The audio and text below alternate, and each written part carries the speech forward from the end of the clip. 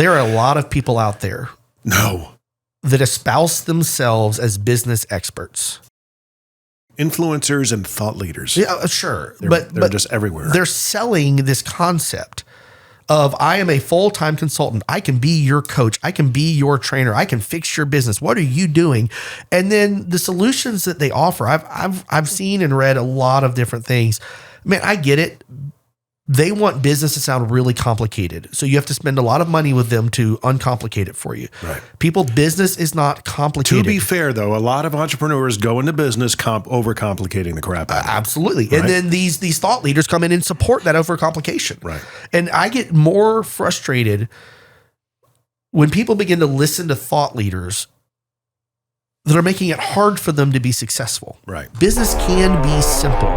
From the business capital of the world, the Big Apple, New York, Middle Tennessee, it says here. Sounds riveting. It will be. This is the Mostly Middle Tennessee Business Podcast, a podcast about Middle Tennessee business owners and professionals. Mostly. Yeah, that's right, mostly. Because occasionally we'll have people from different parts of the country. Maybe they'll be in business, maybe they won't, but mostly Middle Tennessee business owners and professionals. Thank you, Mr. Matt Wilson. You can check out his podcast, Mostly Marketing with Matt Wilson. And I may or may not have borrowed the mostly from his podcast name, so check that out. He's a great guy. Offered to, I actually asked him and made him voice my podcast intro, so great thanks to Mr. Matt Wilson. This is the Mostly Middle Tennessee Business Podcast, where we talk to Middle Tennessee business owners and professionals about all sorts of things that are going on in their business. And today is no different. Make sure that you subscribe, rate, like, and review. This is a video and audio podcast. Check us out at mmtbp.com because Mostly Middle Tennessee Business Podcast.com is a little bit of a mouthful. What don't you say there, John? I would. My business partner with J Squared Systems is today's guest, John Woerner. Welcome back. Thank you. Our annual episode. It seems to be our second annual. Would this be the first annual or second annual? This would be the first annual, yeah, but the second podcast. That doesn't make any sense when people say the first annual because it's really the first event, right? Well, yeah. If you plan to do it annually and assuming people actually show up, it might work. I don't know. I should tell people I am also the host of this podcast. My name is Jim McCarthy with JimMcCarthyVoiceovers.com and It'sYourShow.co, the very company that produces podcasts like this. We've done okay with that this year, right? Yeah, it's kind of getting some traction. Sure. It's earning some money. Takes a little time, right? It does. But man, what a year we've had. Yes. We're going to get into things, all that. But of course, first we have a staple of the podcast, which is the Dad Joke Challenge. I know you're a fan of dad jokes because you're a dad. I need to pause for how do you have a staple of a second episode of a podcast? Staple of a feature. It's a staple of this is a podcast previously known as What's Your Problem? Oh, so we're just continuing the same podcast with a new name. It's a new name. But it's a new episode. We don't really we'll talk about problems if we have problems, but I mean, it was kind of, it's a Middle Tennessee business podcast. All right. I explained it 2 episodes ago. Cool. Why I did all this. This is the second episode. Was that the pre-episode This episode? is actually the 3rd episode. Ooh. Yes. Go me. Yes, you made it to the 3rd episode of the rebranded podcast. Save the best for last. No, this isn't the last episode.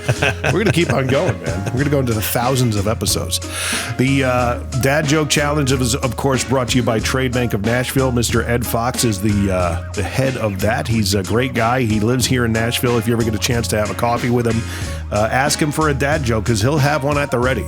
No kidding. And it will be different every single time. I promise you that. So they take care of us with trade. We're members on there. If you're a business that's in the service industry, even if you're selling products, look for it because it's an alternate economy, if you will. If you want to network with other businesses with like-minded attitudes towards trade, it's not a bad thing to look into, and it's not that expensive. So check it out, Trade Bank of Nashville. All the details are in the description. So I'm actually going to make it a competition. Okay, so if either of us laugh, we're going to keep track. Okay. Right? So I don't know what the jokes are. He tells the jokes, Ed Fox. I don't know how to laugh. Yes, you do. Okay. I've seen you laugh before. It happened once. You do show emotion through joy. Okay. I like Other that. things, not so much, but you know. Oh, I just laughed. Dang Oh it. my gosh. Here we go. Joke number 1. G'day, which American politician is least guilty? Lincoln. You could say he's innocent. I don't get it. Innocent. Innocent. In a cent. Because he's on a penny. Oh. That's actually clever. That's not But bad. it's way too hard for a dad joke. It's a little bit, it's lofty. Yeah. All right, joke number 2. What do you call a knight who gives up easy in a fight? Surrender? I get Surrender. it. Surrender. Because he's surrendering. Surrender. That's right. You gotta love the Aussie accent. That This goes guy's along with definitely not American English. No, he came to the country and he loves this country because of its opportunity Yeah. To tell bad jokes. to tell bad jokes and get into cricket and trade bank. Why is it that people don't like jokes about the Civil War? Well, they're generally not funny. General Lee. Oh, Yes. man, I'm really dumb this morning. Because I was like, this joke is generally not funny. And I was right there with him. Right. General Lee. Yeah. Thank you for clarifying that for me. Number 4. I picked right up on it. So What did Sushi A say to Sushi B? Wasabi. wasabi. You're laughing. Oh, you lost that one. That was a was a a extended breath. That was a chuckle though underneath that breath. That was there was the impetus behind the breath was a laugh. Yes. I'm winning so far. Congratulations. My dad, who loved fishing, used to tell me, he said, there's a fine line between fishing and standing on the riverbank looking like an idiot. Okay, I laughed at that one. I don't know why. Yeah. Because you fish. There's a fine line between fishing and standing on the right? riverbank. It's the fishing line. It's the fishing line. Right. That's right. Right. Otherwise, you're just standing on a bank. But staring at a wall I just basically pictured you standing on a bank fishing without a line. without a line, and it made me laugh. Do I hold the big stick in my hand if I have no line? Oh, I don't know. But anyway, there you go. There's the Dad Joke Challenge. Once again, brought to you by Trade Bank of Nashville, Mr. Ed Fox. I really look him up. He's on LinkedIn. He's on Facebook. He's pretty much a lot of different places. Reach out to him. He'll take you for coffee, and you'll enjoy every minute of it. He's a very entertaining guy. So on with the show. John, here we are a year later. We've been through a flood in this place. Yeah. Did we actually do the podcast after the flood last time? We did. Yes. So we did address that. We did. That was, we're just getting out of it. Yes. Putting this place back together. It took a year. A full year. A full flipping year. Yeah. What else have we done this year? You and I, we co-own this business. Mm-hmm. We do a lot of full color RGB DMX programmable lighting, as well as other basic lighting. We've gotten into podcasts and some content creation using my skills and talents in that area. And we're growing that arm of the business to fund a marketing team for the entirety of the business, right? Right. We've had some milestones this year. Yes. We've actually achieved stability. I mean, it's the first year I felt calm in, 6 years. Well, being that this is our second year in business and the first year is always hard, I hope it is calmer in the third year than it was even in the second. But to be fair, we had momentum going into this business from a previous organization that was somewhat tumultuous. Yes. Right? Yes. It should not be named. 2022 was a rough year. Right? Yes. Yeah. That's sanely. So either way, yeah, we've had a very successful second year in business. As second year businesses go, I feel like we've reached a state of flexibility in the company that most second year businesses don't get to enjoy, which allows for like vacations with family and some downtime at the holidays. It allows for us to ensure that all of our employees are well paid and compensated. We've got benefits packages now, and that's been a big step up this year for our staff. And you were really it's all new to me. And, even the Christmas party, the first Christmas party we had last night, I voiced that, hey, getting into business since 2016, I was like falling my way into it. You've been practicing business for many, many years, in either an executive role or even a C-suite level role, starting with, I believe video games back in your early teens or even before that. Childhood, playing business video games. Yep. Yep. Business simulation games was my jam as a youth, as it were. Right. Wasn't big into the fighting games or the warfare games, but I really loved the concept of taking nothing, because I grew up with next to nothing, and then just being strategic with it and turning it into something. And so empire building games, business sims, those kind of things. Lemonade Stand was the first one to ever grab my attention back Such in a simple concept that you probably gleaned a lot off mid of, 80s, right? About supply and demand, effective purchasing, in that case, weather impacts on your business, but being able to plan ahead and see things coming and then make decisions. That was something at 6-7 years old I was fascinated with. And so obviously it's been my life's effort to learn and to grow and to develop a healthy strategy for success in business. And obviously we've come a long way from Lemonade Stand, but a lot of the principles are still the same. Stay the same. Right. So like what were some of the principles? I mean, the supply and demand, size and scale, scope and scale, I guess, because a lot of entrepreneurs will, get really wonky when it comes to spending $50,000, $75,000, $100,000 in inventory. Right. Especially I'm like, ooh, that is a lot of money. But, you kind of paid it. Well, it's X amount of dollars in inventory that we're going to be able to sell and get that. Now it's all paid for. Right. Which I understand. Right. But it's when you're not used to that kind of mindset, man, it can be daunting. Yeah. I think the business standards that are the same in Lemonade Stand as, running a business in 2023, now 2024 next week, is that there's got to be a healthy rhythm between acquisition and sales. And what I mean by that is in Lemonade Stand, if I bought all the sugar out and I ran out of money and then nobody bought any drinks the next day, I'd be out of business in 2. Yeah. But at the same time, if I have money in the bank, it's better to reinvest it into areas of future potential and growth than just to sit on it for the sake of sitting. And so there's always a balance between expected or anticipated demand. So if I knew tomorrow was going to be rainy in Lemonade Stand and nobody wanted to buy lemonade or 22 degrees, then by all means, I would hold off on purchasing because I knew the sales wouldn't be there and products go bad over time or they don't stay relevant if you're not in a food industry. And so you always want to measure the expected anticipated demand and have a clear balance. And we call that forecasting in business nowadays. If we're looking at proper business growth today, it's how do we forecast well to ensure that our labor needs, our inventory needs, and then our sales demand and fulfillment match up in a healthy way. It's a balancing act. It's not, hey, I just bought $1 million in gumballs, so I'm going to make $2 million on them. Because if I don't sell $2 million in gumballs in the next 20 years, I'll be dead broke and having a bunch of gumballs sitting there rotting. And so it's important for us to always, and my job in this company is trying to see a month, 2, 3 out into the future and anticipate, hey, our needs are going to look like this. I want to be in front of them, prepared for action. But at the same time, this thing called taxes, which doesn't exist in Lemonade Stand, sometimes requires end of year expenditures to lower, the personal tax burden in the process of business, and making good, wise decisions with that money is an important thing for us to do. You work with a lot of other businesses as well as a consultant. I do. Do you see a lot of entrepreneurs making the mistake of taking the money too early?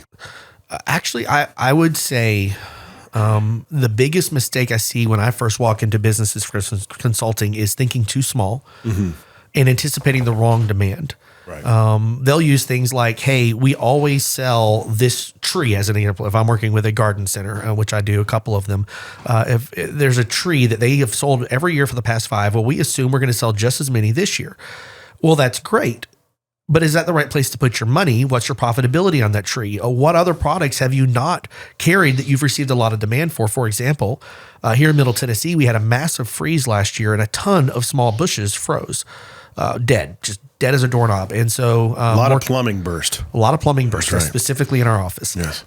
In this scenario, in an actual conversation I was having with them, it was, okay, what does this opportunity provide? What can we do to get in front of it? You've got cash at the end of the year. We've just had a huge freeze. What can you pre-order to make sure you're going to have inventory of these small bushes? Because come springtime, there's going to be hundreds of thousands of them that people are replacing, and everyone's going to sell out. Right. So we had to see the demand coming, even though they wanted to put that money into the old staple of trees. They needed to rethink their business and say, hey, I see a new demand coming. I need to to pivot, and they had a huge year. In fact, in this scenario, actual numbers, the vast majority of garden centers around the Southeast region saw a 12 to 15% decline in annual revenue this year because COVID had a huge boom in revenue for them because people are staying at home. They wanted to make their houses nicer.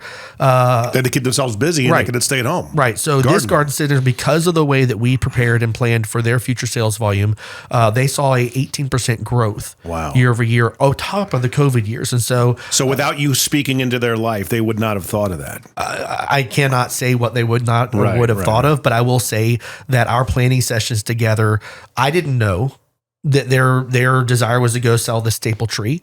But at the same time, I did see a bunch of dead bushes, and I brought some outside thinking into their traditions. You saw the outside of their bottle. A lot of times, outside thinking in traditional ways of business is what takes a small company who's struggling to make it, where the owners, they're not taking their money too early because they don't have the money to take. They're just trying to keep payroll going and keep their bills covered. And they're taking what they can, working 70 hours a week. And the biggest change for them is when we begin to be strategic and planning and have a 2 or 3 year plan for growth. Several companies have gone from the owners not having enough money to cover the end of year needs to, we have to sit down and have planning sessions on how do they spend that last $300,000 or $400,000 at the end of a year to make sure that they don't have huge tax burdens personally, because a lot of them are S corps or LLCs.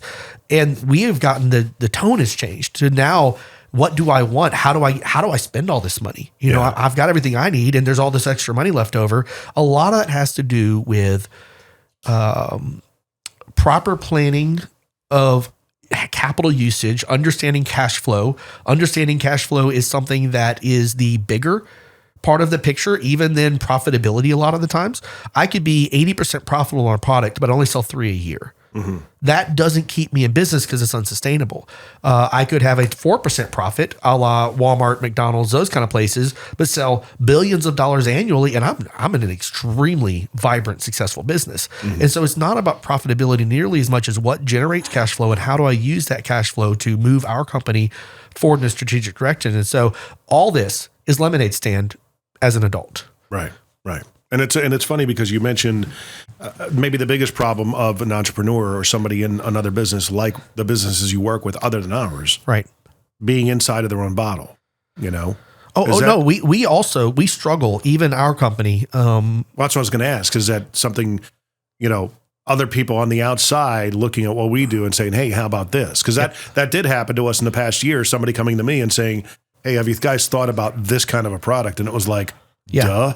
Yeah. Right. Yeah. By all means, the minute I think that I can see my company clearly independently is the minute I begin to fall apart. Right. And that's true of any business owner I've worked with. So I've gone into several consulting opportunities, and the consistent theme of that opportunity is, hey, we're getting you in. We need to see a 4% lift in revenue this year. So we'd like to get you to help us with that. I'm like, 4%? That's your goal of bringing me in as a 4% growth in revenue. So in other words, you're not really willing to make changes. Mm-hmm. You just think that somebody coming in who has done this before, helped other companies be successful, will get you that 4% growth that you're looking for. The problem is you think you've got it all together already. Mm-hmm. And the minute you think you've got it all together and you only need to see a 4% increase is the minute that a consultant's going to fail and fall on their face, because they're not going to be able to speak enough change to you that you'll be willing to listen to actually transition your company to the next stage. So every company has a ceiling. If I do it on my own without any outside help, this is as big as I can get. Right. Different industries have different ceilings. Restaurants might be $400,000 a year. Lighting industry might be $2 million a year. If we talk about electrical companies, it's 1 1/3. We can go through a lot of different industries and say, hey, this is kind of that mom and pop cap on what that company can make before they begin to hit those ceilings. And the job of a consultant is to come in and say, okay, hey, ceiling 1 might be $2 million, but ceiling 2 is 5. If we can break through this first ceiling and change how you think about your business and build some systems that help you to scale, then we can get you to 5. And oh, by the way, did you know that after 5, you're looking at $12 million as the next major ceiling? Because at 12 million, you're going to have an HR department. You're going to have to hire people according to certain, processes. You'll be at 50 plus employees at that point. So you got some new legal restrictions, tax accounting responsibilities, things like that. So, hey, we've got to build a bigger system to scale from 12 to 30. And so every company finds that that hit point and you bring in consultants at that point in time to tell you, this is how you go to your next ceiling. Now, how different would a business that averages $400,000 a year as a restaurant be if they could generate $2 million?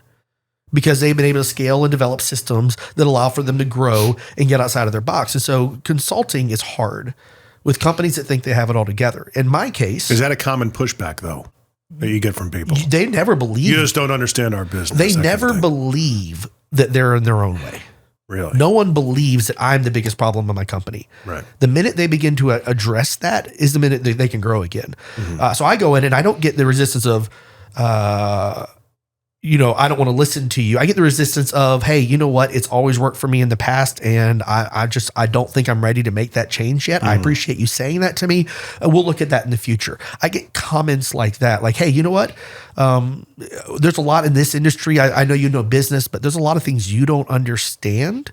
So I would really like for us to table that for now. Let's talk about something that I get. I know I need to improve my cost centers around staffing. How do I improve those? Do you get kind of bolstery at that point, or you kind of go along with their flow? No, I don't do either. I typically finish out that conversation and then I wait for them to call me back. Right. And 80% of the time, if I don't reach back out to them, they're not going to reach back out to me because they realized from that initial couple of interactions that I'm not looking to make them feel good about how they run their business. I'm looking to help them rethink their strategies and directions and efforts.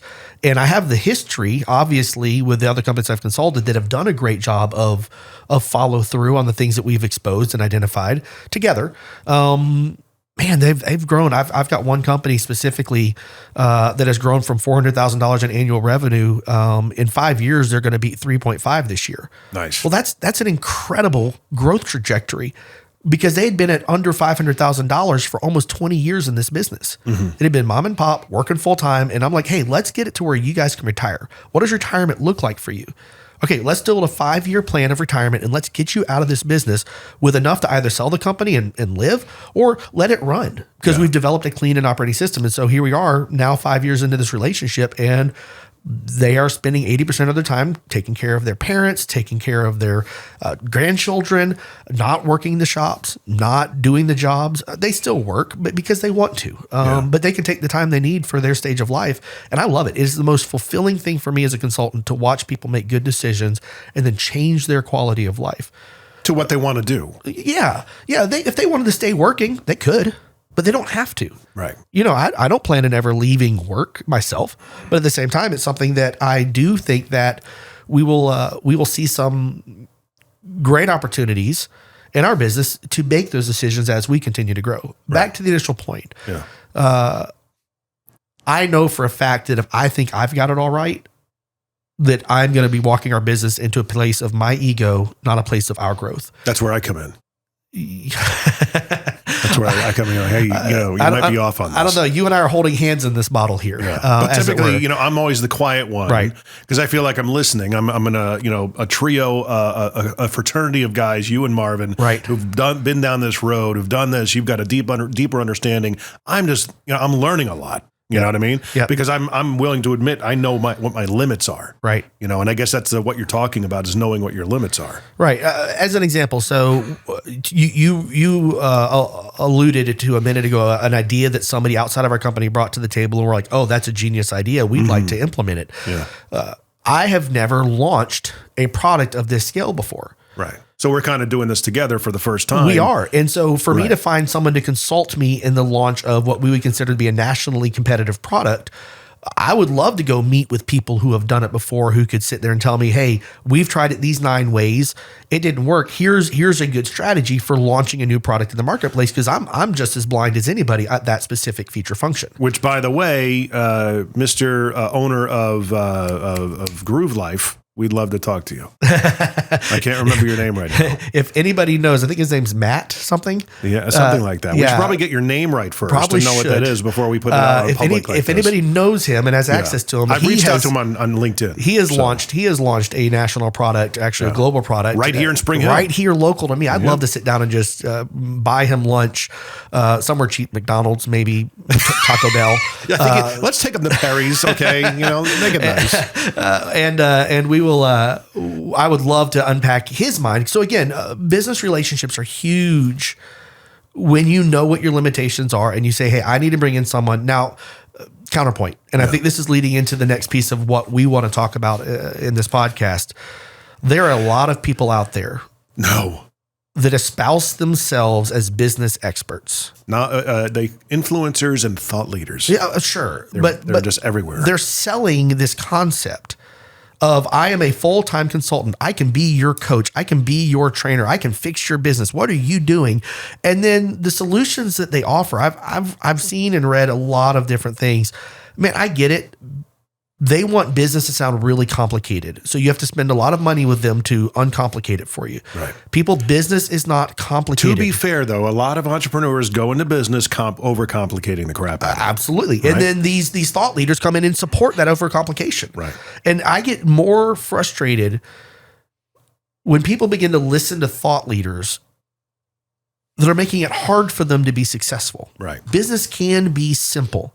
It can be uncomplicated. In fact, if I were in bananas, if I were in socks, if I were in the business of marketing, print media, if I were in the business of lighting, if I were in the restaurant business, do you know that all of them have the exact same standards for success? All businesses do. You have a product that you acquire or manufacture. You market that product. You sell that product. You have personnel that do the work to help you acquire, manufacture, market, and sell that product. Now, sometimes it's all the same person, but business is business. And you know what? The more you can scale that, and you now have 2 people acquiring and 2 people manufacturing and 2 people marketing and 2 people selling, you can hypothetically increase the rate of business. Maybe not double. Yeah. Maybe only a 30% growth. But the math is always right. If you simplify business down to the base standards, you can give me any product in the world, and within a few minutes, I can tell you this is a strategy because it matches all other strategies. Mm-hmm. What these business and thought leaders do is they tell you business is so hard. But if you spend money with me, if you come to my seminars, if you buy my books, I will teach you the 7-step formula. That's right. To overnight success. To being a success. That's and right. You will be driving the car that I rented. That's right. For today, for this video shoot. I have this really nice Ferrari. It only cost me $482 for today. And I'm going to take my video beside this $400,000 car because I want you to believe that I'm worth it. Do you think people see through that, though? I think actually more don't. More. Really? Because if they saw through that, they wouldn't be successful. These guys would not be influencing people in bad directions. And I tell you, what happens to a person when they listen to the wrong business consultant, the wrong business influencer, is they begin to make decisions because they want that person's lifestyle, that person's confidence, that person's, success rate. I mean, there's one business influencer out there that I know of and I've heard a few times. He is wholly successful because his dad was successful. Mm-hmm. We have a president of the past that he found his avenue to success through his dad's hard work. It doesn't mean he's not a smart man. In fact, that's not for today's debate. However, the point being is that, a lot of people have found success in life in really dumb ways. But for the rest of us out there that had to start with nothing and build something great, we don't have the same leg up that those people had. We have to look at it in a way that we can achieve the goals we've got. And to be honest, when they give them bad ideas and bad recommendations for running their business, it ruins their employee's life. Mm-hmm. It impacts their culture. It absorbs every bit of relationship they've got. They leave their families at home, and it's this goal of what they quote unquote, I want to be successful, so I have to work 90 hours a week in order to be successful. And you know what success is never realized? That level of success is always the next thing. Yeah. Not the current thing. And that's the thing we have to stop and say, thought influencers that teach complicated business tactics for success make it worse for the employees of the company and the leaders of the company and their families and their longevities and their peace about the work they do. Simplify work. A lot of these influencers need to go somewhere else. They don't teach good processes. They don't teach simple business. They teach because they want to sell 30 more books or 500 more seminar passes or whatever, because they're telling you, oh, only I have the magic recipe to success. Mm-hmm. And I'd be glad to sell you a bag of magic beans too if you just spend $1 million with me. Now, to be fair, there are people out there that do have sound advice. Oh, absolutely. And I would say, here's the thing. There are absolutely business and thought leaders that I appreciate. I love the things they say, and I'm not going to sit here and just bash all thought leaders. Right. I'm just going to say thought leaders that take business and say it's a 7-step process, and here's your 7 steps. Yeah, here's a way to discern. I've come to this conclusion recently, to discern a good business thought leader. If they're using flashy videos and they got to get your attention somehow, or they're coming off with a over the top type of approach, which has really been happening, that's a red flag in my opinion, because what they're saying isn't all that impactful. You know what I mean? Right. For me, it's not even the flashiness of the videos, which if you're watching the videos, great. But if I'm listening to the podcast, it doesn't mean anything. For me, it's the words they choose to use. Yeah. Phrases like, if you could just self-actualize success, or your talents are limited if you don't sit down and unpack the pure potential within your being of being the most successful businessman in your trade. Like, these words mean nothing. Right. And they sound huge. Man, I really want to be self-actualized and realize my potential. And I want my talents to be exposed out there for the world to see. I really want this. Oh, you use words that make me feel good. I like you. Yeah. It has nothing to do with the logic or impact it's of their emotional ability. Inspiration. Absolutely. That's what it is. And look, I totally get the whole idea that you can inspire people to success whenever they're just feeling down and lonely. And that I love inspiring my employees to the next step of the stage, but that takes relationship, not presentation. Mm-hmm. Inspiration always comes from somebody feeding you the best version of yourself directly, not somebody standing in a stage and trying to help you somehow capture your inner potential with no relationship with you. So are you a fan of a proponent of Tony Robbins? Or you think he's one of them? Because I mean, he's the OG, What Tony Robbins was able to do in his time was huge. Yeah. He was able to take a workforce that was generally worked and pushed down by the few people in success over top of them. And he was able to inspire them to get up and get out and do something. Yeah. Just go do something. Which is good. Great. Yeah. The transition has happened as we have found a voice for the workers, and the workers have begun to understand they have choices in the marketplace about how they spend their days and how they make their money.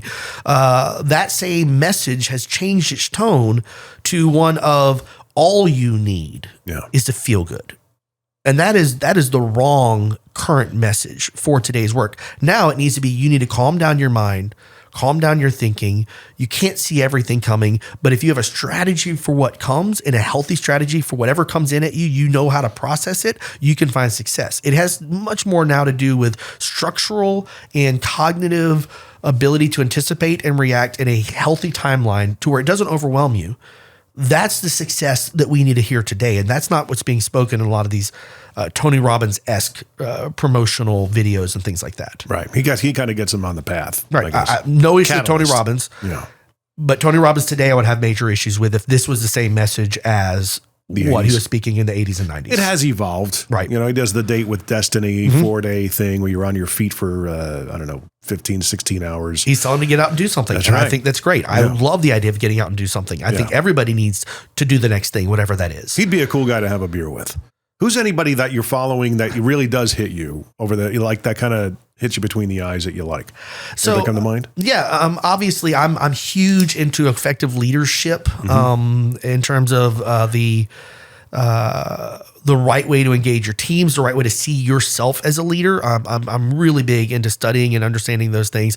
The problem is there aren't many new people that teach it as well as Zig Ziglar or John Maxwell or Jeffrey Gitomer, these guys from the 80s and 90s and early 2000s who really harped on what effective leadership should look like are the guys I still read and study and spend my time marinating myself in. It doesn't have to be new principles because these principles are thousands of years old. Business is not complicated. There isn't, your business in the 21st century has got to look completely different than it did in the 20th century. No, Business is the same set of standards. Your people are going to look different. Your ways of handling like paid time off and benefits and 401ks has got to change because marketing platforms, right? Marketing platforms. But the root nature of business is identical now as it was 2,000 years ago. Nothing has changed. And we make or acquire products. We market those products. We sell and transact that sale. We have money and we go make more products with it. That's the same as a blacksmith in the 1400s. We just have learned how to scale much better in today's world than they knew then because we're a global society now, but the business functions are the same. So Jeffrey Gitomer, Zig Ziglar, John Maxwell, three, I love their leadership thought processes. And if you compared the three of them, they're from completely different backgrounds, different faith sectors, but their principles are practically identical in terms of what makes an effective leader. And you know what? If I'm going to be a business owner and manager, it's not just about being a strategist. Right. Because my business would be limited to me then. If I want to really grow, I have to learn how to create a vibrant and healthy team that look to me as the person that they get their next marching order from, not because I demand it, because that's where they know they can go to get the right next step. And that's who I need to be. Leadership is fundamental to business success. Part of what I do in my consulting is not just fix your business. It's let's take a look at how you lead. What's your turnover rate look like? How do you manage when employees are mad? What does accountability look like in your space? How have you held people accountable in the past? You know what? Do people understand their paychecks? Effective leaders help people to know why they're getting what they're getting and why they've earned what they've earned. A man should be worthy of his hire as a biblical principle. I totally believe that business owners today need to understand that companies where you have an employee who makes the company a significant amount of money needs to treat that employee with a significant amount of money. If they struggle to find revenue in their job, then we need to rethink their job in a way to help generate or support revenue generation to justify their role in the company so that they understand when I tell them, hey, you're making $20 an hour with me. This is what you've done for my company to earn that $20. If you want to make $22 an hour, here's what we need to do as a business to justify your $22 an hour. We're in this together. I want you to make $100 an hour, but we're only going to get there if you can step up and help me to find the success it takes to generate enough revenue to justify paying you that amount of money. Right. How much do you want to make? Great. I want to get you there too. Let's talk about how. That's what effective leadership looks like in a compensation manner versus, well, the job pays $15 an hour. If you don't want it, go find somewhere else to work. That is a terrible, terrible engagement of humans. And it's totally manipulative to the understanding of what their potential is. And that's terrible. This is why, like, if you were to write a book, what would it be on? You know, this is exactly, I always talk about the hesitant social entrepreneur that has a lot to give to the world. Like everything, this tirade you just went off on. Okay. I apologize. I'm seeing clip after clip after clip after clip of just, wonderful nuggets that nobody's saying or nobody's hearing. And it's like, the frustrating part for me is you're a reluctant social entrepreneur, much like, Mr. Joe Agresti with the Dream Motor Group.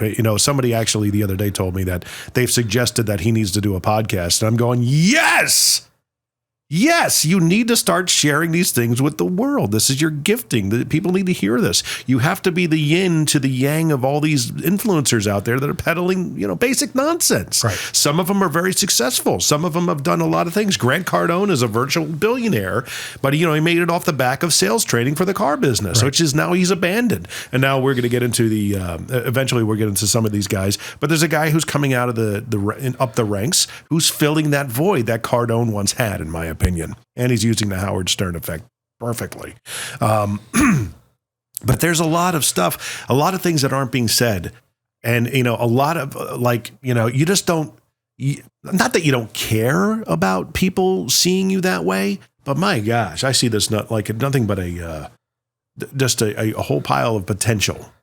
You know what I mean? And that's what's frustrating to me. Crap is a pile of potential as well. You go out there and look at a cow pad, you're like, hey, that's potential grass. There's a potential tree going to grow there. But the first time I met you have no, all these people, they want to dress sharply. They have the certain look. They got to make sure, you looked on LinkedIn and you see a lot of women that have these huge followings, but every photo is perfect. It's airbrushed. It's like they went to glamour shots. Right. I'm dating myself. But, they have these professional photos and these lengthy posts saying, stuff that kind of makes you go, yeah, no duh. Right. Okay. Right. You know, and they reiterate their stories. There's one woman on there who talks about, when I got fired back in, it's okay, I've heard about you getting fired 8,000 times now. Right. You know, where are you going with this? But everybody's just, you know, bootlicking in the comments section. I don't get it. You know, she's pretty. She's got, you know, a very good presentation. And it's sad that kind of matters, because here we are, two guys with dad bods who really couldn't care. You know, we dress ourselves, you know, we grab whatever's there, right? You might dress yourself. Right. I'm not allowed to. But, you know, the first time I met you, your first physical impression was kind of like, okay, it's a dude, you know, and, right. And then you open your mouth and I was like, oh my goodness, this guy, he's got some ammo. You know what I mean? And then, you know, we went to a big closing, if you remember, back in 2018. Yep. For a large local college. Guys, this was no deal to scoff at. This is a big deal. Like, if we didn't get this deal, sales opportunity, right? Sales opportunity. It would have right. been life and death for the business if we didn't get it. And it was huge. You're right. sitting in front of the CFO, dressed how you're dressed like that right now. Right. No auspices. And it's like, I always said this guy could speak CFO. And it's like, man, you closed the deal, man. Well, you know? It's true. You know? But I mean, again, you were talking back then, you didn't have the confidence to step out on your own. You were still consulting businesses, but there was something holding you back, and that was the fact you've never owned a business yourself. Right. Right. Right. And I think I can appreciate that. Obviously, there's multiple things that go into the difference between me and the airbrushed girl on the video. Right. One of the things that exists out there is what are you selling?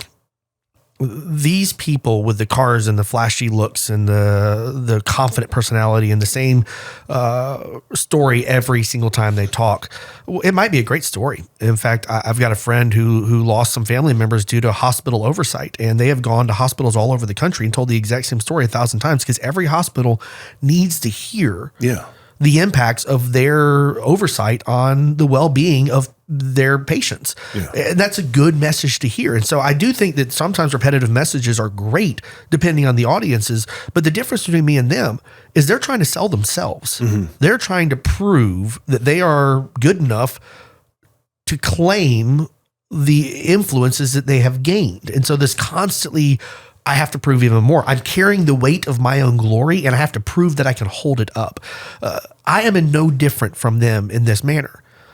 I just feel like the proof has to come before the message, not when the message is out there. So for me, I have this feeling that I should own a company for a season and implement my standards of success and culture and growth and sales and acquisitions and run it for a while to be able to feel like when I tell somebody else who's got 20 years of owning a company, hey, you need to change directions. I've done it, and I've had great success with it as a consultant. But there's always a sense of me that I've never personally lived through what it would take to become a national voice in this, or even a regional voice in this, because I was unable to say, I've been in your shoes. Right. I have not done this. So if glory comes to me, I won't be able to stand up under the weight of trying to prove myself because I've never done it. Right. So now I'm building that foundation as a business owner, as a partner. And those foundations are strong. And they're great. We're having a great success in the beginning of this business. Yeah. That's different than if I were to write a book. Right. You said, if I were to write a book, what would I write a book about? Right. And I would absolutely, my heart as an owner of a business, as a consultant to businesses, is not the well-being of the business owners. It's the well-being of the employees that work for the business. Because here's what happens. If you take the mindset of the employees are the most important part of the company, because you could have 400,000 employees and one CEO. Where's the weight of the company? It's on the employees. Yeah. If those people are excited to come to work to work every day, happy about the job they have, understanding their role, what accountability looks like for them, expectations, what their compensation is, if they come in and they have a clear plan of attack for growing the business, they're going to take great care of the customers. They're going to protect the company's assets and values. They're going to ensure that the products they're producing are the best quality that they know how to make. And at that point, the owners will always be the derivative benefit of a great workforce, not the primary purpose of a good consultant. Right. And so for me, I would love to hash out what it takes to create a culture through business principles and strategy that allows for people to get up in the morning and feel like the work they're going to is where they want to be, and they want to protect and grow the business. Now, we've only got 16 employees. Yeah. And in the last 2 years of being in business, we've lost 4 employees. Mm-hmm. 2 of them came back within months. The grass was greener. They went in a different direction. And then they're like, hey, you know what? We really missed the culture we had there, knowing what our job was and knowing the expectations. We want to come back. And so what have we lost? We've lost either 2 or 4, depending. But that tells me that the way that we run our culture for our employees, while there's always frustrations in every job, they get what our goals are and they buy into them, and they're going to give me the best version of themselves. And our growth and success of a company might be 10% based on my ability to strategize or anticipate direction correctly. But really, it comes down to the fact that we have 16 employees that love what they do, that come in every day, do their work, and they run and grow success for us. And any business that sees it any differently really is missing out on the real value of their company. And that is that every human out there has potential to be better as they grow than they are today. Right. We all have that potential for growth and development. And if I feed that potential, then I will end up with the exact same staff in a completely different place. One more story real quick. I took over a retail store back 2012 or 13 in a suburb of a very violent and crime-filled town. This retail store had 16 employees in it, and I was given the task. When I got sent there, I'd proven my ability as a manager in this company. It was a large publicly traded company. And I got sent there to quote unquote clean house through standard principles. It was I had to go through all the rules and regulations to clean house, but my job was to basically start over with a new staff. And in 2 years, turn that team into something that was actually a successful part of the company, because it had been just the bottom of every list out there in terms of performance standards for 5 years at that point. Right. And I got sent to the impossible location, and I disagreed with my leadership. They had all of these you need to write up 3 people in the next 2 months, and we need to have at least 5 terminations by this time because we're trying to help you make the hard decisions. Here's your job standards. I said, no, I'm not going to fire a single person. Once I was in the position, there was very little they could do because they had to go through all the same processes with me of accountability and discipline because of the company structured. I took the exact same 16 people, changed how they felt about the company just through conversations and investing in them and helping them grow. We became one of the top 7 retail locations in the country. Mm-hmm. For 4 months straight as part of the standards within a year and a half. It took me 18 months to turn that business around from the worst of the worst to a top 7 performer. In fact, we won several awards for that top 7 performance. I got some really nice steak dinners.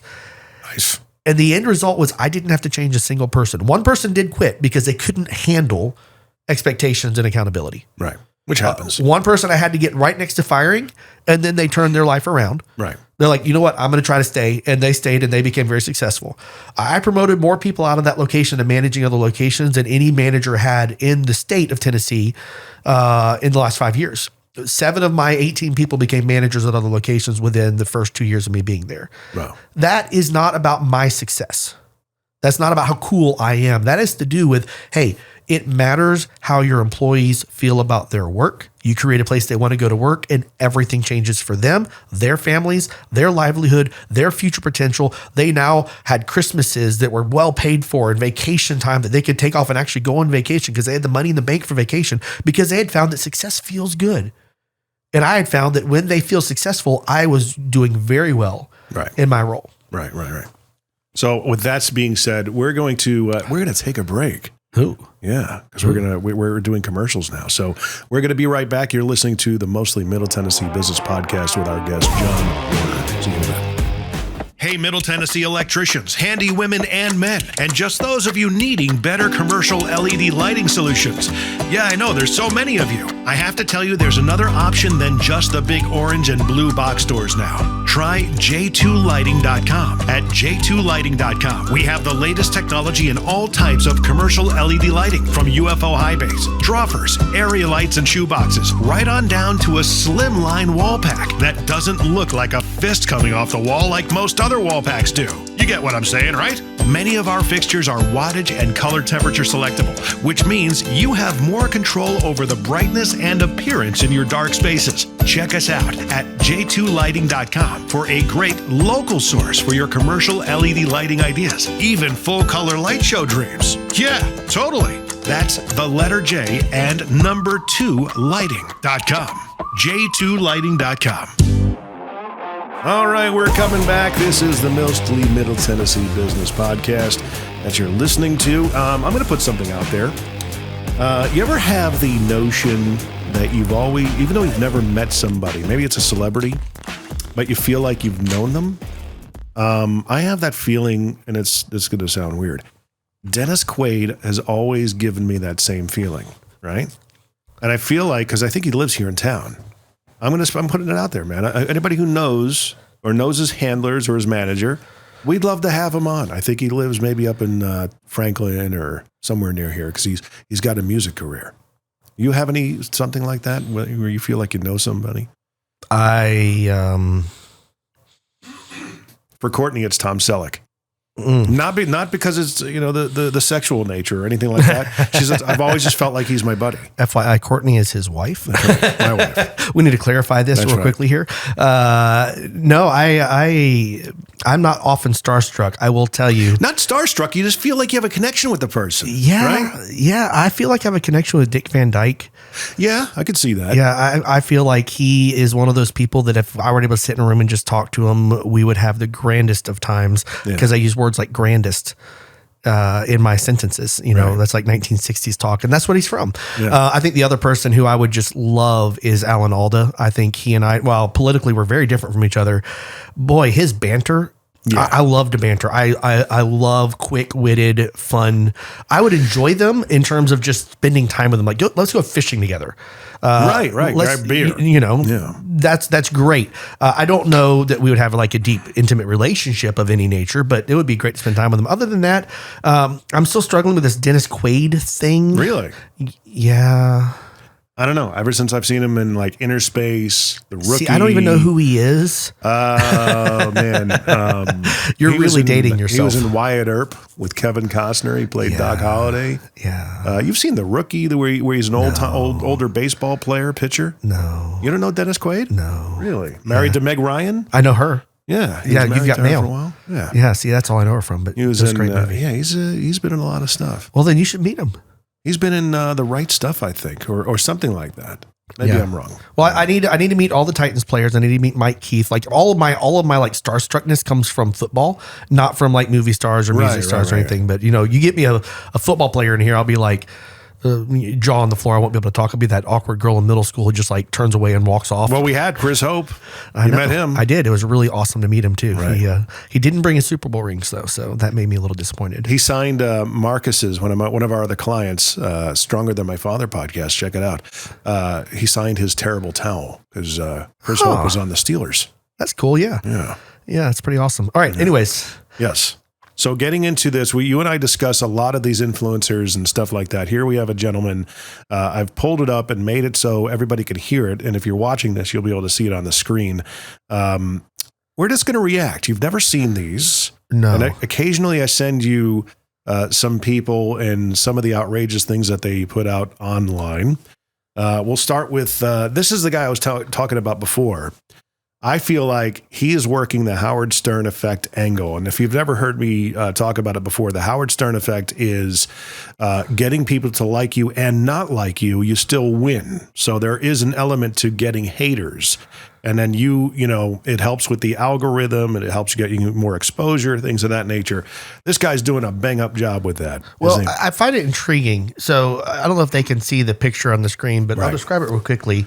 He is standing, flexing all of his muscles. He clearly is either on certain performance enhancing drugs or just worked out because only speculating.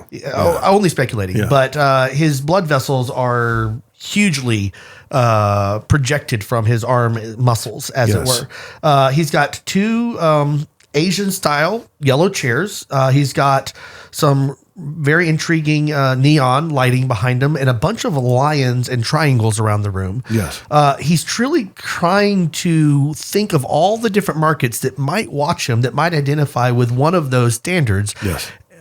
as his background for what he's portraying. So And the fact of the matter that we're going to be talking about him here, he's going to eat it up and love it because it helps his algorithm. Absolutely. Not that we're going to be hating on him or anything like that. Right. But I think it fascinating. Like here I am sitting on a couch wearing boots and a microphone in front of my face. He is very much more focused on reaching different market segments with the way he has his space laid out. What would you anticipate that market segment to be? Okay, we're just going to say it's Andy Elliott. I don't know who he is. He is an up and coming influential sales trainer, mostly for highly transactional markets, the car business, solar, that kind of thing, door to door. All right. And I believe he's filling the hole that Grant Cardone once had. Cardone still has it, right? But he's so heavily into real estate these days that I think he's just kind of, it is what it is. So he likes, real estate's made him very wealthy, right? But old Andy is actually coming up. This is not the video we're going to play. I just realized it's 4.5 minutes long. We'll go with this one. He does a lot of these types of videos where he's in a seminar kind of format, and they'll have some sort of a shocking headline like Andy exposes veteran salesman. And, the person that he's exposing, sometimes they'll put a pixelated image over their face because either they're, the person's embarrassed or they didn't give permission, to give their likeness. Right. So here we go. This is Andy exposes veteran salesman. But I love the vehicle. It's a great car. You've been awesome. I just want to think about it, and I'm going to get back with you. Okay, well, sounds good. Either way, whatever you need, just let me know, and be happy to work with you, and whatever works best for you. So you're going to let me roll? I shouldn't, but... Hold on. When I was a salesman and I didn't know how to overcome an objection, it ate me alive. Dan, you don't want to not know how to handle this, am I right? Correct. He fucking wants to know, but no one's teaching him. Dan, here's how you handle it. When somebody says, I need to think about it, you simply say, of course you need to think about it. I haven't given you enough information not to think about it. What I'd like to do is give you a quick 5-minute proposal of all the numbers, so when you go home, you truly have something to think about. Would that be fair? Take their ass inside, sit them down, get a worksheet, get their trade keys, get a credit sheet. Next thing you know, they're buying a freaking car. How many cars you sell a month? There you go. Huh. I know that that is not your style of selling. You're not a hard sale guy. No. You're a hard closer. You're a relationship guy. Yes, but Tactigic relationship guy. Tactigic. Yes. Ooh. Yes. You see what I did there? That's a new word. Yes. Tactical and strategic, just in case you're not following along. We call that a merged word. A merged word. Or a merd. That's right. Tactigic. Remember it. Tactigic. Yeah. I like that. So, man, I tell you. And I tell you, if we were in the 1990s, that sales effort works. Right. And more importantly than that, we have to walk into every market understanding some base principles of the customer, not the seller. I know nothing about the customer he's talking to. He's just giving an example of arbitrary customer, but there's something that we have to understand. Customer anxiety is highest in 2 places in the retail world. They walk into the door in cell phone stores and car dealerships, more anxious and ready for a fight than anywhere except for maybe like the front 5 feet of like a big box store. They got the guy selling you the disc television service. It's just, hey, who do you use for your television? Other than that moment, which is probably very combative for most people, cell phone stores and car dealerships, people walk in with a preconceived expectation they're going to be tried to be hard sold. Yeah. People are going to try to trick them into things they don't want, and their defenses are all up. oh yeah, The problem of his approach in this scenario, while it sounded really good to all those salesmen who are also dealing with the fact that they're not the customers, they are the salesmen trying to close the deal, and no one's ever taught them how to say better words than the words they already use. What he leaves off that whole thing is if that customer leads in with, I'm going to have to think about it, you've already missed your sales moment. If you get to that statement, you have not taken care of that customer's anxiety first, lowered their walls against you secondly, before you even pitch a car. Because here's the thing, we don't buy a car that you position to me. I either walk in the door knowing what I want, or I walk in looking for a salesman that I can trust. Right. If I'm on the consumer side, I want to know either, hey, you've got that Honda Civic, I want that Honda Civic. I don't care which salesman talks to me or how they position me. That's the car I want. I'm just going to be going for a cool deal. I'm coming in, and then it's all about working the deal. You know what? Those guys are 1 out of 50. Right. Everybody else comes into the dealership knowing they need a car, but they just want to have one person they can talk to that they feel good, that they can trust to not screw them in the process of selling them a car. And because of the years and years of bad sales tactics like this one in the car dealership space, we don't find success if you get to the point where they say, I've got to go home and think about it. You've missed your opportunity to lower their defenses, learn their name, learn about their family, because it's going to come out as, hey, man, I love what you're doing. Even if we don't do this car, we're going to get something from you. We need to talk about what the best solution is for us. Thank you for the time. That's going to be the nature of the conversation. I have sold literally to tens of thousands of customers in my sales experience background. This is ineffective in today's sales world. I would agree. And actually, when I sold cars, my approach was very relationship based, as you know. Yep. I learned a lot of the hard close tactics and strategic questions to ask to kind of figure out, uncovering the objection and the real objection and trying to find a way around it. But, I was also the guy that I got a feel for. You have to go home and think about it then. Right. All right. Right. Here's my card. Right. Let me know when you want to, you mind if I call you at the end of the day just to kind of answer any questions, that kind of a thing. Give them the space. And typically I became a very highly recommended person on Facebook. Yeah. But even in that, the whole, I have to go home and think about it thing is not a response to a sale. Right. That is hey, I need to talk to my wife. I need to work through this. But you've already sold them on you. They're coming back to you to buy whenever they buy. Right. That's the thing that you have to get to the point of is that conversation doesn't sound like I have to go home and think about it. Right. It's like, hey, man, I love what you're telling me. I think I like that car. I also like this one over here. Yeah. But this is a family decision. We've got to work through this. And my comment always back to them is like, look, you've got my card. Is there anything else that you need from me to be able to talk to your wife about it? Let's talk about the things she's going to be interested in, or the thing your husband's going to be interested in, or your family's going to want to know about this car. Is there anything I can help set you up for success in that conversation? Right. Then I teach them how to sell to their family, which then it's a done deal. Now they're on my side selling the car to the family, and we've already closed the deal. And this guy is a great guy. You got to come meet him. Yeah. Right. I'm going to throw out a number for the sake of a number, and you can quantifiably agree with me.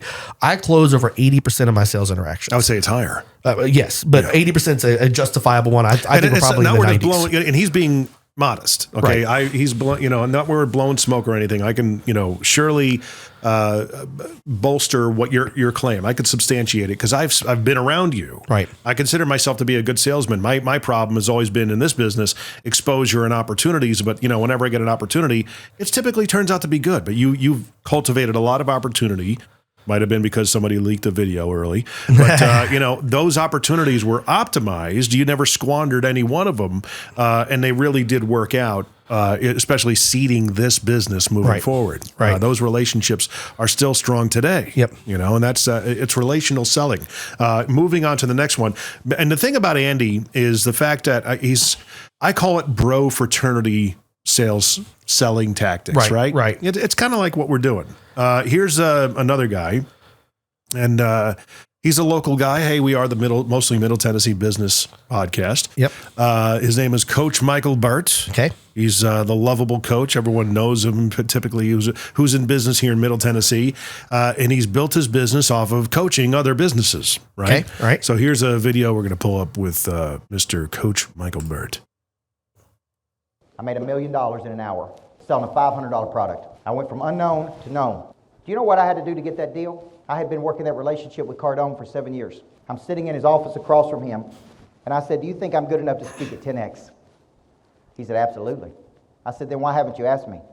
He said, well, I spent $4 million on Mandalay Bay, and I need famous people. You're not famous yet.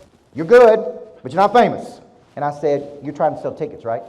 I said, we're friends, and I like to help my friends. If I bought $100,000 worth of tickets right now, would that ensure that I speak on that stage? He said, yeah, I think that'll help. I'd like to buy 50 tickets, 50 VIP tickets at $2,000 a piece. I took those tickets from $2,000, I repackaged them, I repurposed them, I put my coaching program with it, and I sold those tickets for $5,000 a ticket.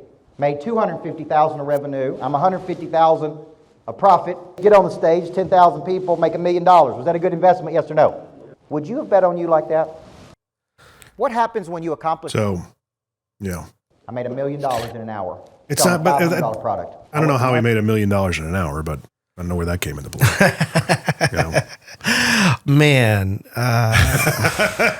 So here, okay, let me also preface the fact that here we are, two guys that are building a business. Yes. Okay. We are in the fight and in the mix every single day. We show up with whatever clothes we have on our back. We're both dads. We both got dad bods. We're not. You've really emphasized the dad bod. We thing so are. far today. I mean, let's be real, right? I mean, that's what we are. We're not exactly, but I have GQ. lovable eyes. You have lovable eyes. You're a huggable guy. Yeah, very huggable. We're not exactly, stepping off the pages of GQ. Right. Okay. We're in the mix of it But every see, here's day. the thing. All these influencers so far you've shown me are bald. True. That's the thing. That's why I grew my hair back. You don't want to be. I have of it. Yes, you've got some enough. Yeah, it's a lot thicker than I realize. That's what she said. But where's my back to here? It's a lot thicker than I realize. The CSI stinger. You CSI? Okay, never mind. Yeah, you're looking at me like you normally look at me. Yeah.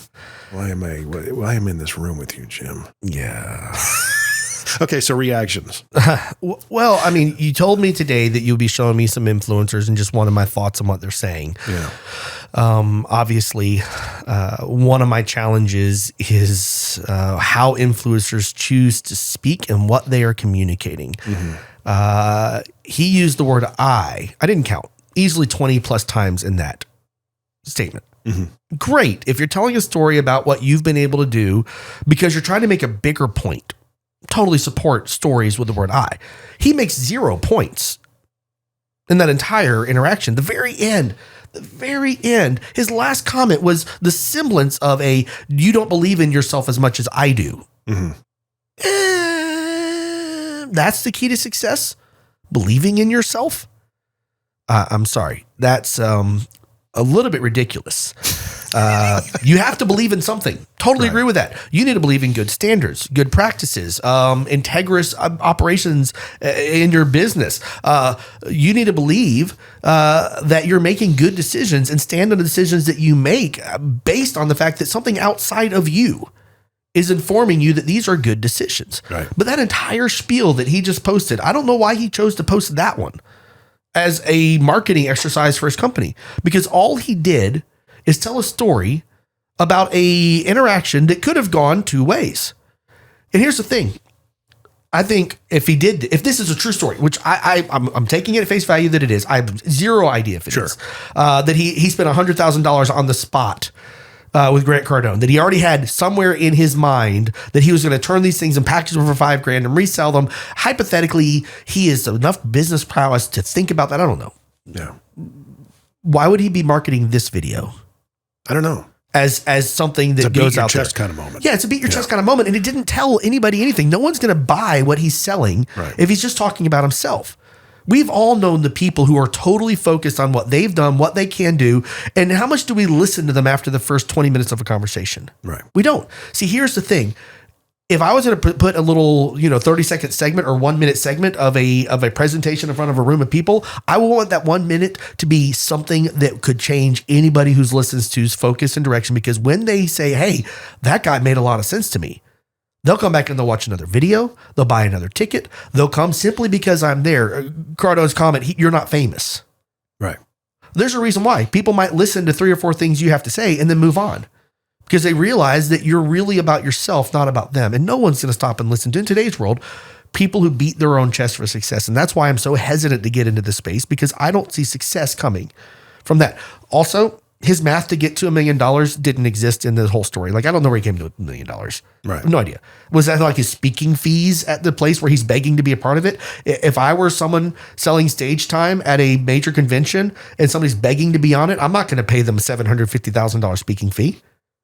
That's a really high speaking fee. It is. Yeah. And I'm going to go out and find them, and then they tell me how much they charge. Right. If someone's coming to me wanting to speak on a big stage, I'm like, hey, this is your opportunity to get your name out there. I'll pay you $50,000. Right. The math doesn't work out in my brain. That's a totally side message. So if somebody sets out to be a speaker, that this is what I want to do. Yep. There's a red flag there. Now, if they, by proxy, because of the content they're putting out that is so value oriented, like The next gentleman I'm going to show you, Right. you're very aware of. Okay. I think his speaking career came by proxy of the content he was putting out. Right. He didn't go seek a speaking career. Somebody came to him and said, hey, I book a lot of speakers. What do you think about speaking? Well, how much does it pay? Well, it pays $20,000. If you think of comedy careers or you think of other speaking careers, I mean, the most prevalent speaking career in the country is pastor. Right. They set out to become a pastor or a comedian. They come out, but they don't generate a mega church or a huge following on their first show. It takes 10, 15, 20 years of practicing over and over and over and over before they see what they would consider success in their field of speaking. Right. And here's the thing, by proxy, you can have a great author who's now invited to speak on, religious principles, and they're going to be listened to because they've built a whole brand around the books they've written. So to your point, by proxy or directly, they can go after it multiple directions. Sure. The problem is, Right.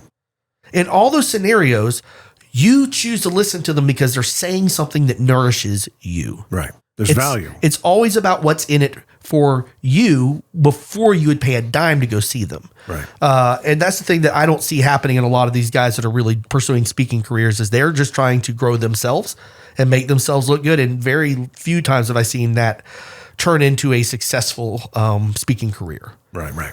So the next gentleman you're aware of, he likes to drop the F-bomb. Potentially.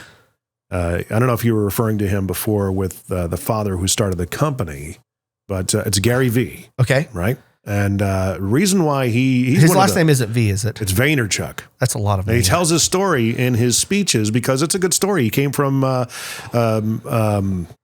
of the Soviet bloc countries, Belarus. Okay. And he says he was traded for wheat, came to New Jersey, and embraced the American dream, the entrepreneurial dream from an early age. Right. Making thousands of dollars on the weekends with sports cards. He would set up tables at shows. And Right. He says he talks about, once upon a time pulling the flowers out of a neighbor's garden and ringing the doorbell and selling it back and stuff like that. Stuff on some level you might be able to appreciate. I think you and he are actually very equivalent, but obviously different ways of conduct. Right. So here we go. This is, I just picked this video from Mr. Gary Vee, who's a favorite of mine. Jumping to conclusions and deciding who someone is off of a singular impression is one of the most intellectually, emotionally lazy activities a human can do, and it is now a global pandemic. Everyone out here is Judge fucking Judy, fucking 24/7 just judgment. The judgiest people are the ones that are judging themselves. It's also a lack of empathy, and I genuinely don't think anyone's bad. I think everyone's that's bad is in deep pain, and there's a way to fix it. So, budget isn't the variable of success. Being automatically plays into the next one. Yeah. So he's talking about first impressions. I chose that for a reason because, we talked about, maybe the first impressions I make. I think I come off as fairly confident. I know where I'm most comfortable and where I can speak from. You come off as very confident because you're same kind of situation. Thoughts on that video?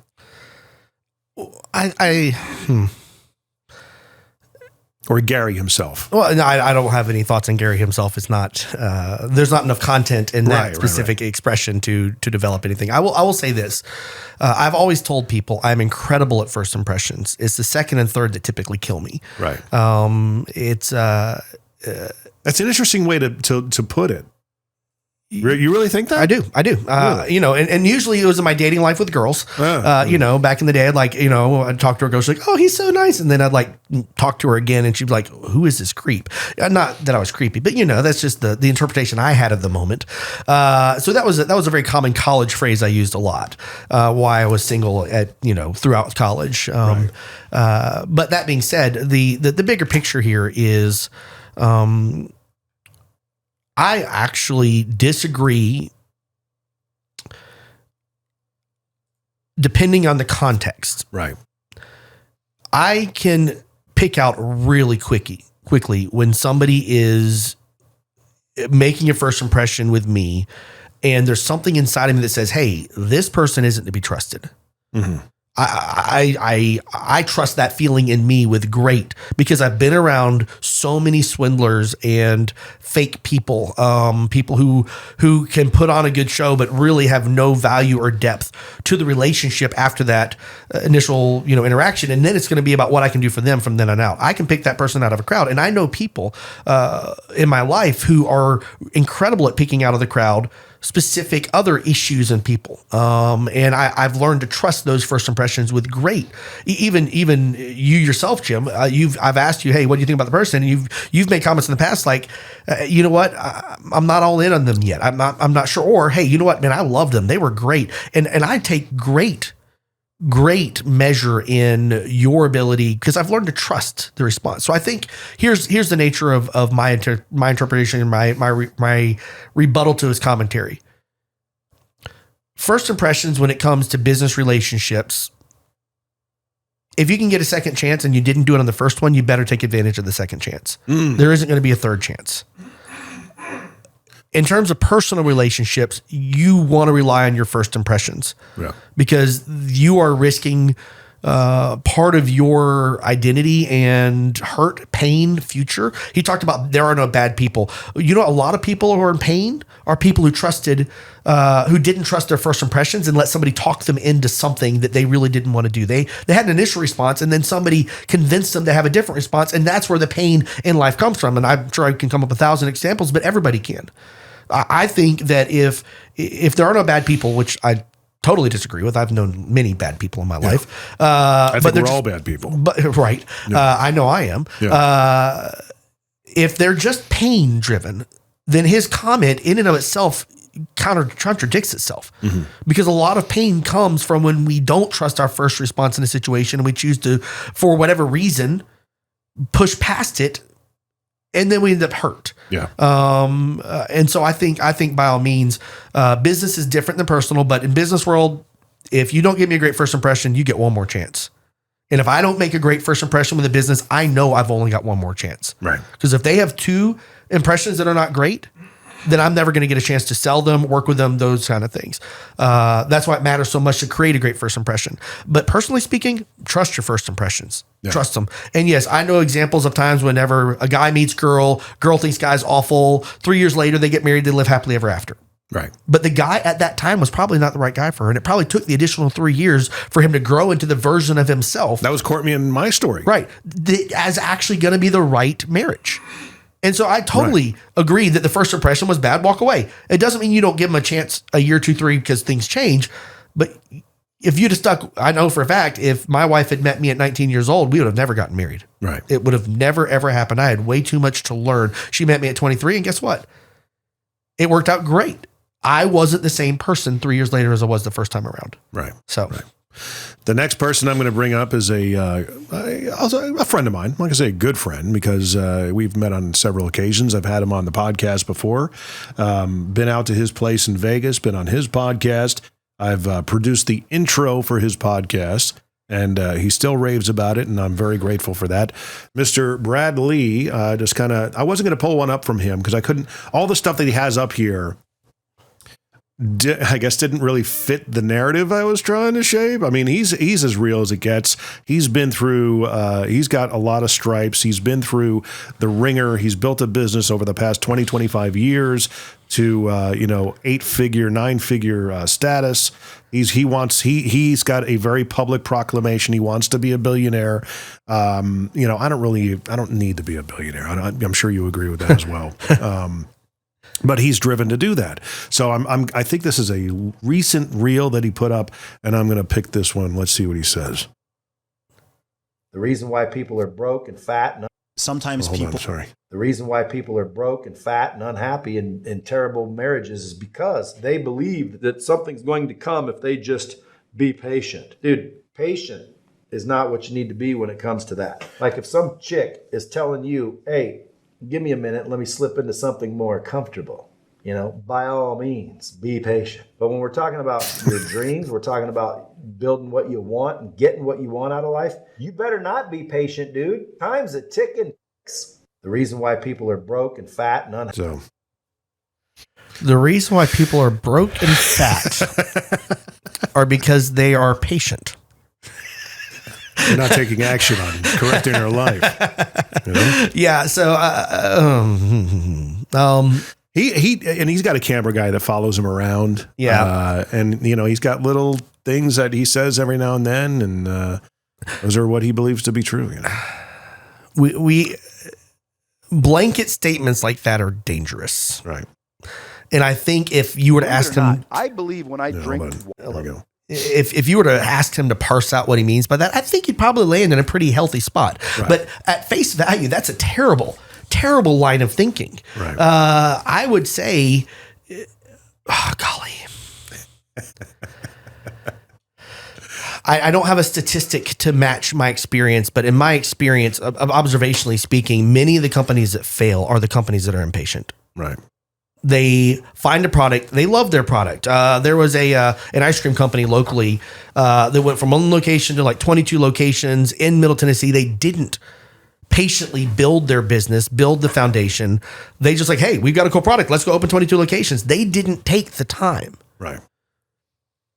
To slow walk to success. They wanted to be an overnight sensation.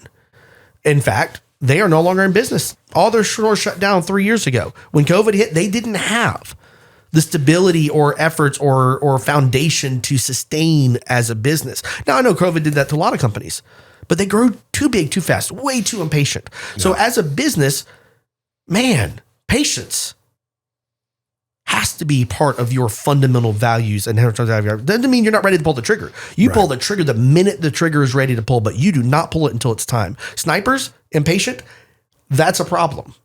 You know, I can go through a list of people where impatience is really the thing that destroys them, not the thing that builds them.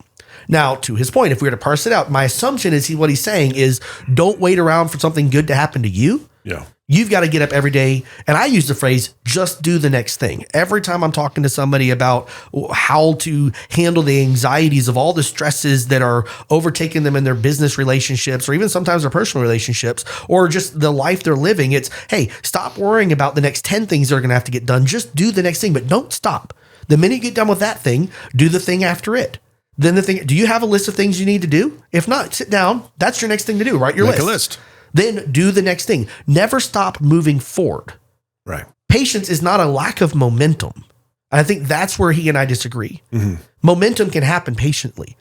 If I'm driving my car at 60 miles an hour, I have momentum.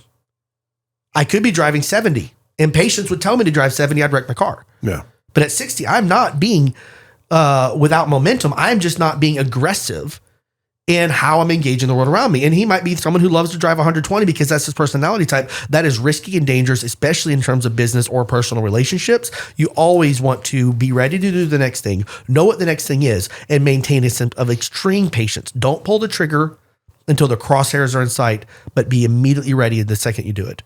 Any hunter in the world would agree with me on that. So I would imagine being in the last episode, you brought up the concept of you're living in bonus time. Yes. Patience doesn't play into that. Yes. I mean, it does and it doesn't, because, and just for context, if you go back to listen to that episode, it was probably, I don't know, in the 90s or 80s, as far as episode count. Around this time last year is when it came out. But John laid out the fact that you had a widowmaker heart attack at age 32. Yep. And ever since then, you've been saying, I'm in bonus time. Correct. Because I should have died. Correct. And here you are, almost 10 years later, 8 years later, man. Yeah. Do you still take patience into I guess you do. I have to. Yeah. Here's the thing. Anxiety never generates success. The feeling that if somehow I miss a chance to do the next thing or to do the right thing, suddenly I am overwhelmed. The point of the matter is I shouldn't be in any of this space right now. Right. I should be dead. I should not be alive. By God's grace, here I am. I am still alive. And the thing about it that I have to attest to that is I am not in control of my timing. Yeah. My timing has come and gone. Now I am reliant in my faith upon God for my timing. But personally speaking, whether or not my heart chooses to fail me in the next 3 months or 6 months or 5 years is not my decision. Right. To 20 years, I don't know. But what is within my decision is how I use this time. Always stay active. But do not live life with this feeling of constant anxiety, because I will accelerate my heart condition. Number one. Number two, I have no control over it. Right. So for me, patience is living while working with a sense of peace that all I can do as a person is just the next thing. Right. I can't do the next 5 things. If I do, I will end up halfway doing all 5 of them. I just do one thing next. What's the next thing for me? Well, this morning was getting up, then coming in and lining out my staff. After I lined up my staff, I got a project underway for them to start working on. After that, I came in here. Now I'm sitting here talking to my business partner. This is just the next thing. When I get done with this, I'm going to eat some lunch. Right. Because this is the next thing. You cannot come to my lunch. Damn you. I know, it's terrible. Yeah. But this is how I operate. And so for me, I don't live a world of patience or impatience. I am very patiently going through the next thing. Right. If you had to put a TED Talk together, or if you had to talk for 18 to 20 minutes on a topic, what would it be that's impactful? Who am I speaking to? Other business owners. I mean, typically TED Talk are people that are seeking out inspiration, fulfillment, business knowledge and nuggets. You're familiar with the TED concept, right? Yep. Yeah. I would love if I had 18 minutes to speak to that crowd about finding standards in their business or in their personal life that exists outside of their own experience. Mm-hmm. Our world has become such a cavernous space of my experience is my truth, therefore I can live it. That there is no fundamental truth for anybody to pursue. That truth might be a leadership book that you've read that, man, I just loved it. And it needs to be what I found maybe it's, the story of McDonald's or Apple Computer and their growth. And you say, hey, look, they did it this way. This worked out really well for them. I'm going to base my truth on the experiences of these other masterminds in business. Maybe it's religious. Maybe, the Bible or your religious text is some place that you place your truth outside of yourself. Because a problem of truth that's placed inside of you in your experience is one, you can't compel anybody else to your truth. Mm-hmm. And two, anybody can compel you away from it if they just cause you to question your experiences. You have no standard to operate under that is outside of you. Here in the United States, we call it the law. The law is not arbitrary. It is established and we are held accountable to it. And that creates structure in our country for how people operate and the consequences if they don't. But if you run your business out of personal experience without something outside of you driving you to success, go read a book. Find a business consultant who you really trust. Delve into religious scripts like the Bible or otherwise. Find things that you can say, these are the standards from which I operate, and everything I do has to be interpreted through an outside of me fundamental concrete medium to be able to be successful in life and in business. That's what I would talk about. That's beautiful. Right off the cuff. You weren't anticipating that question. No, I did not know that question was coming. Yeah. So, there you go. We're going to wrap things up with the Mostly Middle Tennessee Business Podcast. Man, this is, it's always an episode, an interview that I always look at. I talk to you every day, right? But I get excited at the fact that, you're willing to at least put some of these wisdom nuggets out into the world. Very well spoken, very articulate as always. And, if anybody, if you listen to this podcast, if I've ever implored you to share it out, this is the one to share out. I believe that John, in the next 5 years, will have one heck of a side hustle doing exactly what I believe needs to be done. A lot of these sound principles that are, relatively selfless. So he's not trying to go out and be an influencer. He's not trying to be, if we can help him by proxy, just by spreading the word of this kind of thing, garner that kind of attention, champion him for podcast interviews. I mean, that's one of my goals for you this year is to get you on at least, 10 different podcasts and just spread that message. Cause the talent's there. You've always, whether you believe it or not, you just don't really have, I love the fact that you don't care about that aspect of it, right? Because it makes it more appealing. Right. It's a very passive thing. So there you go. Awesome. Thank you for being on. Always appreciate it. Please find and follow us at mmtbp.com. Find, follow, share, rate, review. If you know Dennis Quaid, let him know that I'm looking for him. And we're always looking for that next pinnacle of 10,000 average downloads for this particular podcast. For anybody that you think would be a good guest, let us know right there again, especially if they're a Middle Tennessee business owner and professional. mmtbp.com. Thank you, John.